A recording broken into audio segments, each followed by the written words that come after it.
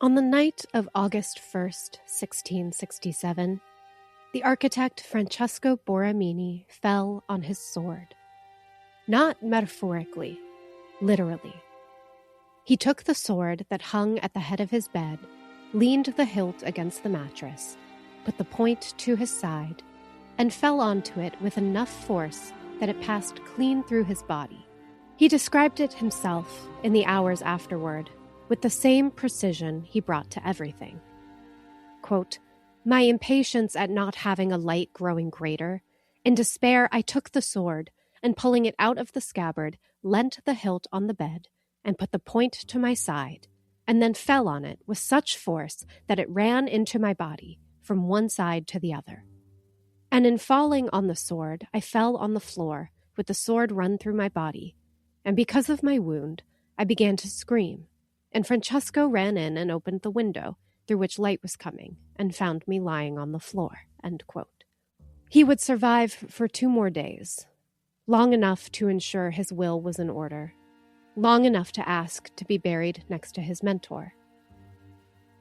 And then, on August 3rd, 1667, one of the greatest architects who ever lived died alone in his house beside San Giovanni in Laterano, where he had lived for most of his adult life. If you're coming to this story cold, here's what you need to know. Francesco Borromini and Gian Lorenzo Bernini were the 2 greatest architects in 17th century Rome, and they spent the better part of 40 years making each other miserable. Part 1 of this story covered how that rivalry began, the shared years at St. Peter's, the credit Borromini never received, and the papal politics that shaped everything. This is part 2. This is what it cost them. I'm Emma Laramie, and this is Verso.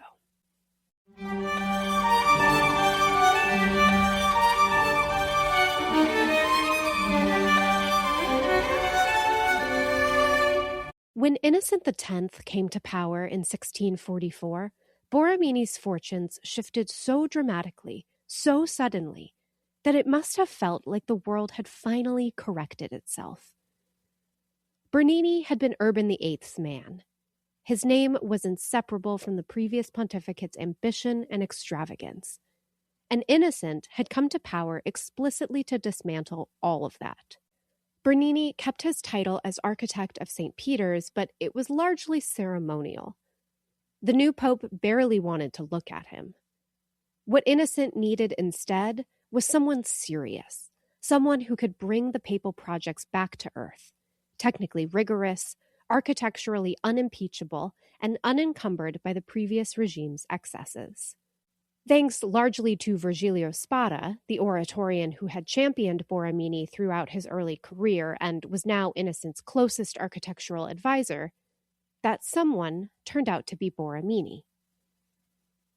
He was appointed to the committee overseeing the architects of the Palazzo Navona. Bernini was not. Borromini was given the commission to design the gallery of the palazzo's most impressive room. And then came what felt at the time like a coronation. Innocent selected Borromini as the architect to restore San Giovanni in Laterano, the official seat of the Pope as Bishop of Rome, one of the city's 7 great pilgrimage churches, in time for the Holy Year of 1650. It was the second most prestigious architectural commission in Rome, after St. Peter's itself, the kind of job that went to the person the Pope trusted most. San Giovanni was the kind of commission that called for exactly what Borromini had spent 20 years accumulating: a deep, almost forensic understanding of how old buildings worked and what they could bear. The basilica dated back to the 4th century, and by the 17th century, it was showing every one of those years. The task was to restore and transform it without destroying what made it sacred, to modernize a building that had been a pilgrimage site for over 1,000 years without making it feel like something new. It was, in other words, a job that required the kind of technical mastery that Bernini had always lacked and Borromini had always had in abundance. He finished the restoration in October 1649, and it was, by any measure, a triumph. The nave he delivered was extraordinary. He had enclosed the original ancient columns within new pilasters, creating a series of dramatic framed niches that unified the vast interior without erasing its history. It was a solution that was at once conservative and ingenious, and it demonstrated something about Borromini that his more flamboyant work sometimes obscured, that he was not just an inventor, but a problem solver, capable of subordinating his own instincts to the demands of a space. But the triumph was short-lived, because 2 months later, something went very wrong. On December 6, 1649, just weeks before the Holy Year pilgrims were due to arrive, the body of a young man was discovered at San Giovanni. He had been bound and beaten to death. The investigation revealed that workers had caught him attempting to damage marble being prepared for the basilica and had beaten him on Borromini's authority. There is no evidence that Borromini intended the man to die, but the situation had spiraled, and he had neither stopped it nor contained it. The laborers had even tried to bury the body in the church porch. The matter went before the Roman courts, and the situation was severe enough that Innocent himself intervened to prevent Borromini from facing serious punishment. He received a temporary banishment and a warning. But it was the kind of thing that couldn't be entirely undone. Innocent had gone to extraordinary lengths to save Borromini, lengths that spoke to how much he valued the work, and also to how much Borromini had cost him in doing so. By the time San Giovanni was complete, the Pope's patience with Borromini was not what it had been. He was grateful for the restoration, but he was tired of the man who had delivered it. Which is why the knighthood Borromini received in July 1652 arrived with a particular sting buried inside it. It was a real recognition, but neither Innocent nor any of his closest aides could bring themselves to be in Borromini's presence long enough to confer it in person. So it was delivered by an intermediary, by Virgilio Spada, the one man in Rome who could still genuinely bear him. Bernini had received his knighthood 3 popes and 3 decades earlier, in a room full of people who wanted to be there. Borromini, characteristically, does not appear to have registered any of this as a warning. And then came the fountain. In 1647, Innocent decided he wanted something magnificent at the center of the Piazza Navona, a fountain grand enough to announce the Pamphili family's dominion over the square, fed by water diverted from the Aqua Vergine aqueduct. The concept that took shape was extraordinary. 4 colossal river gods representing the Nile, the Danube, the Ganges, and the Rio de la Plata, each standing for one of the 4 known continents, gathered around a towering ancient obelisk that had been discovered in pieces on the Via Appia and reassembled for the occasion. This idea was, by most accounts, Borromini's. He was already overseeing the aqueduct extension that would feed the fountain, and so the commission, everyone assumed, would be his. Bernini was not invited to submit a design, and this was a deliberate exclusion. He had created some of the most celebrated fountains in the city, and being left off the list was intended to sting. He was still operating in the long shadow of the bell tower disaster, still politically contaminated by his association with Urban VIII. The message from the new pontificate was clear. This Rome belonged to someone else now. But Bernini ignored the message entirely. Through his friend, Prince Niccolo Ludovisi, who had recently married the Pope's niece, Donna Costanza Pamphili, and stood to gain considerably from smoothing his new family's relationship with the city's most celebrated artist, Bernini built a detailed silver model of the fountain in secret, without having been asked. Ludovisi then had it placed on a small table in a room he knew Innocent would pass through after a feast day dinner on August 15th, 1647. The Pope did see it, stopped, and spent the better part of half an hour studying it. He was, by multiple accounts, nearly ecstatic, reportedly exclaiming that the design could only be Bernini's, that this was a trick to force his hand, and that whoever didn't want Bernini's work executed simply shouldn't look at it. That same day, he summoned Bernini.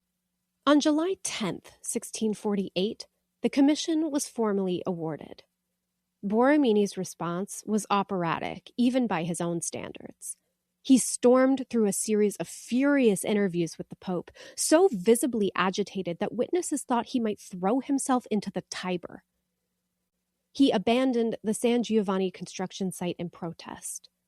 At one point, rival stonecutters were stalking the worksite wearing swords. But none of it changed anything. The fountain took 4 years to complete, and when it was finally unveiled, Innocent came for a preview inspection. He asked with some disappointment when he could see the water running.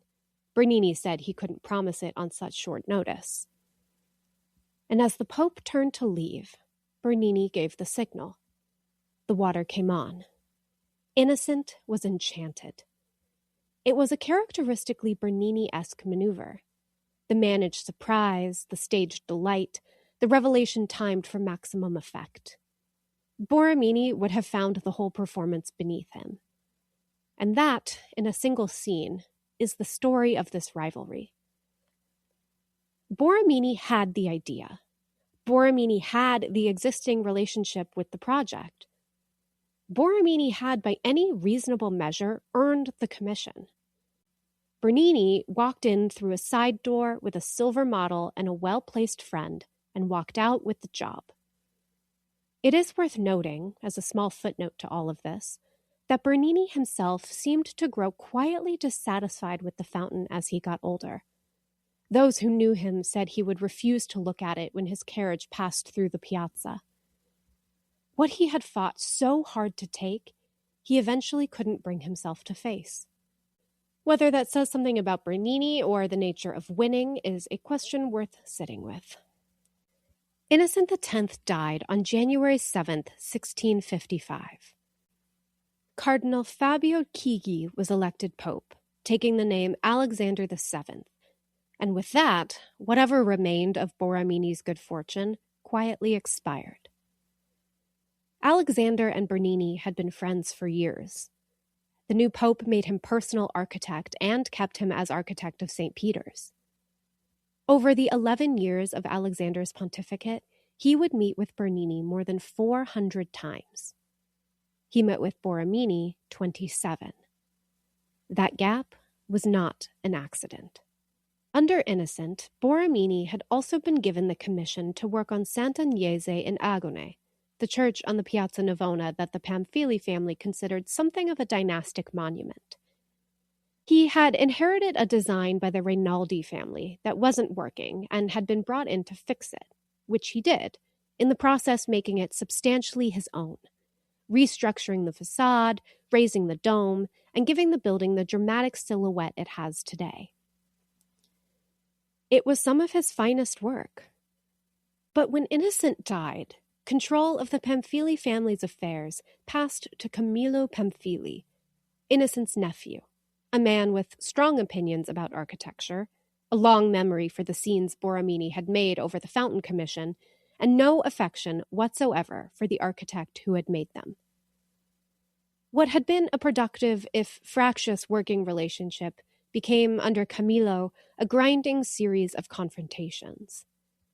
In July 1657, Borromini either quit or was dismissed, the accounts differ, after storming off the site and vowing not to return without an apology. The apology did not come, and the commission went to someone else. The church Borromini had largely redesigned now bears someone else's name in the architectural histories. That same year, the Oratorians, who had been losing patience with him for the better part of a decade, finally replaced him with an architect of, as the records put it, more controllable temperament.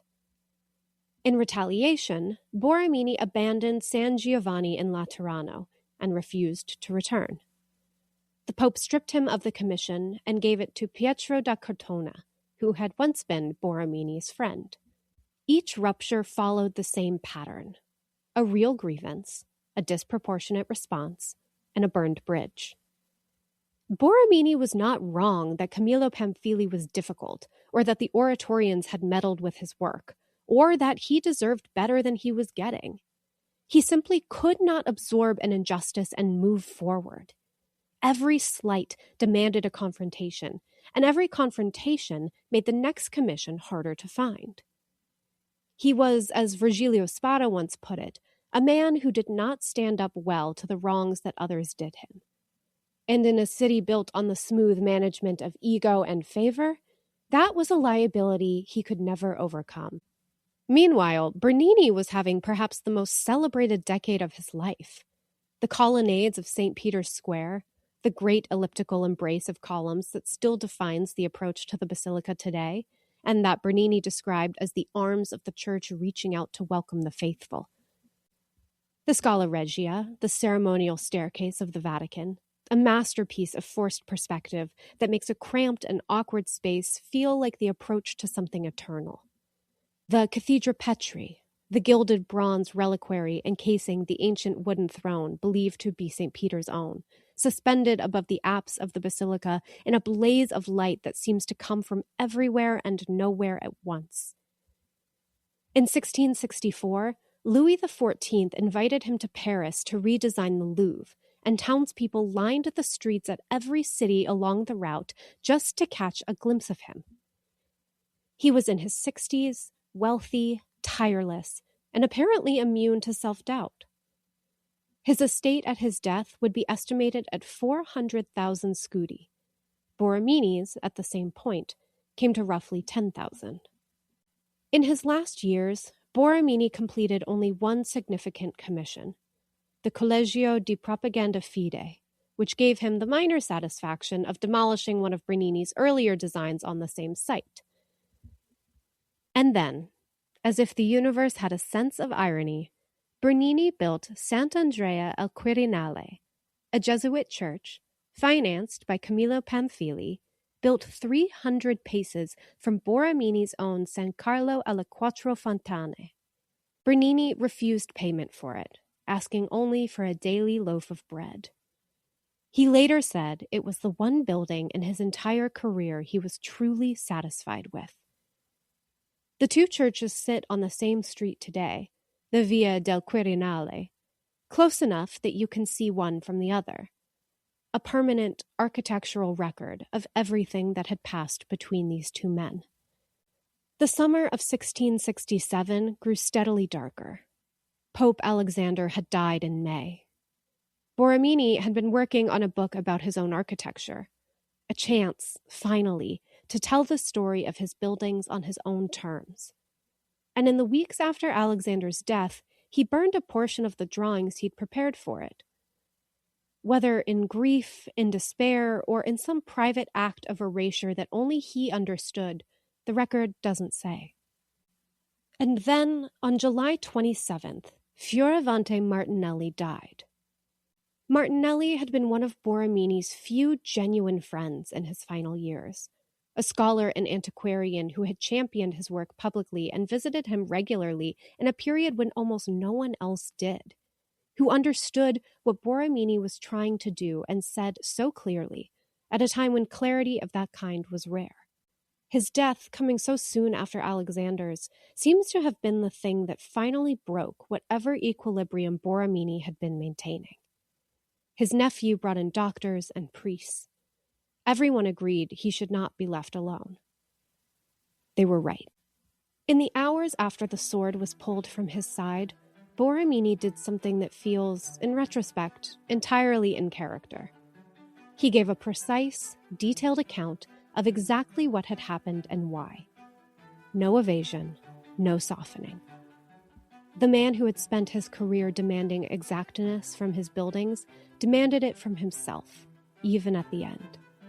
He got his will in order and asked to be buried in the tomb of Carlo Maderno, the mentor who had given him his start, whose own displacement by Bernini he had witnessed at the very beginning and never forgotten. It was perhaps the most Borromini thing he could have done. Even in his final hours, returning to the injustice at the origin of everything, insisting on being remembered in relation to the man who had been wronged before him. He died on August 3rd, 1667. He was buried without ceremony, without a grave marker. Only a small plaque marks the spot today. His estate was modest in money, but rich in everything else.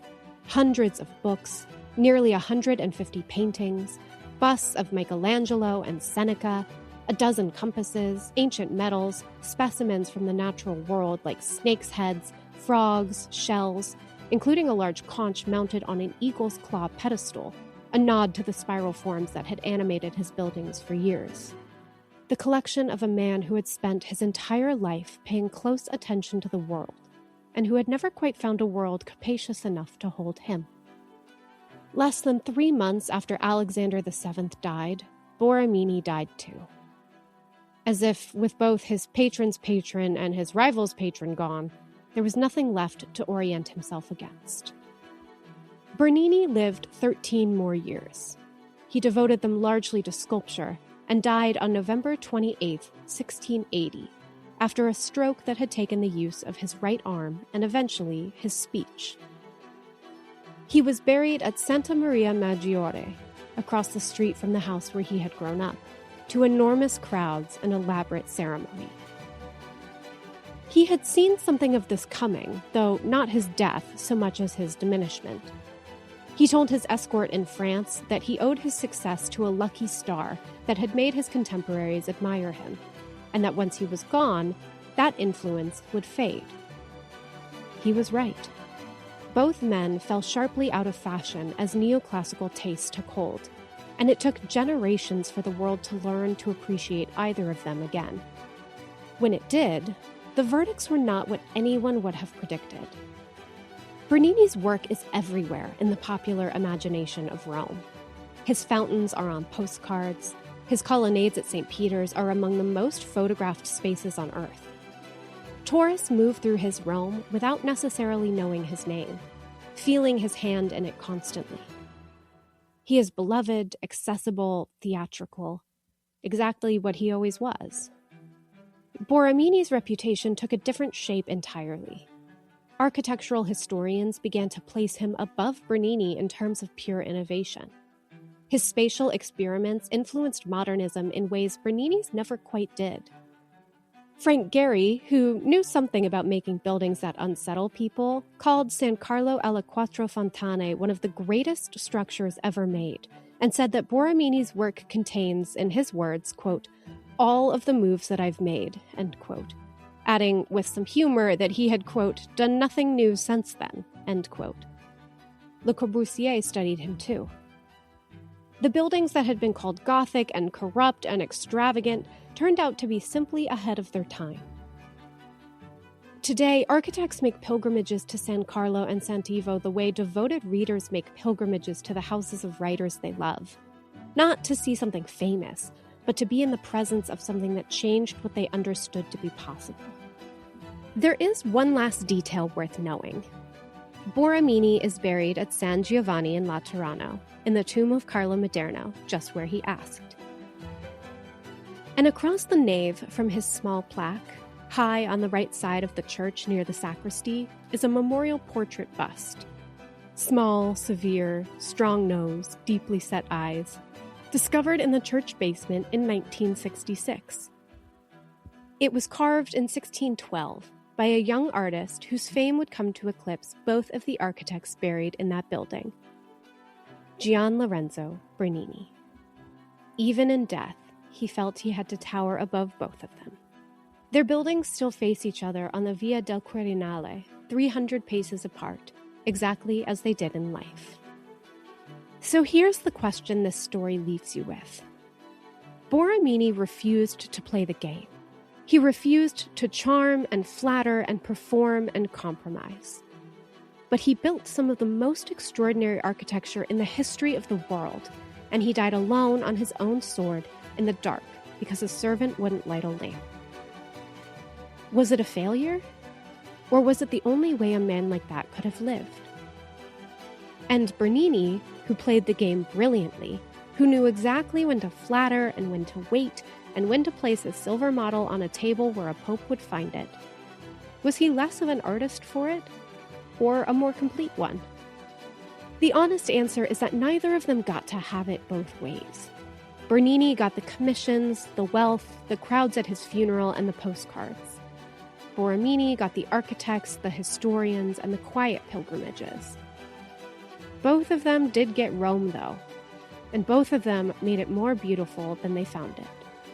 The next time you walk into a room that overwhelms you, a church, a museum, a space that feels somehow larger than its walls, it's worth asking who built it and what it cost them to do it. Because genius, as these two men proved, is never really free. It just depends on what you're willing to pay. This episode was written, narrated, and produced by me, Emma Laramie. If you enjoyed this story, if something here surprised you, made you think differently, or just gave you something interesting to talk about over drinks with friends, do me a favor. Follow the show. Leave a rating or a review if you're feeling generous. And if there's an artist or a moment in art history you're curious about, drop a comment below. Thanks for listening. I'll see you next time.